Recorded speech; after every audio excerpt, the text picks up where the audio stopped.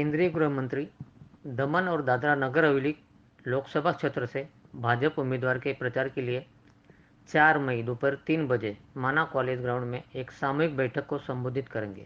दमन के लालूभाई पटेल और दादरा नगर हवेली कलाबेन डेलकर ज़्यादा से ज़्यादा वोट कर जिताने के लिए अपील करेंगे। केंद्रीय गृह मंत्री अमित शाह 7 मई को होने वाले मतदान में वलसाड़ जिले से सटे दमन और दादरा नगर हवेली लोकसभा सीट पर भाजपा उम्मीदवार अधिक वोट। केंद्रीय गृह मंत्री अमित शाह 4 मई को दमन कॉलेज ग्राउंड में दीव दमन और दादरा नगर हवेली के भाजपा कार्यकर्ताओं मतदाताओं के एक विशाल रैली को संबोधित करेंगे।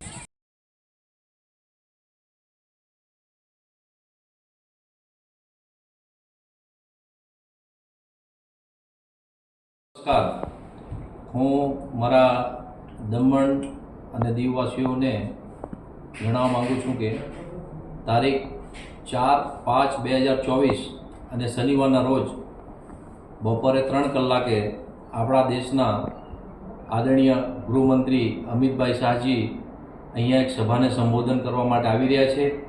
ત્યારે આપ સૌને આ સભામાં પહોંચવા માટે અને અમિતભાઈ શાહને સાંભળવા માટે ભાવભીનું આમંત્રણ આપીએ છીએ અને આપ જરૂરથી આ સભામાં પધારશો।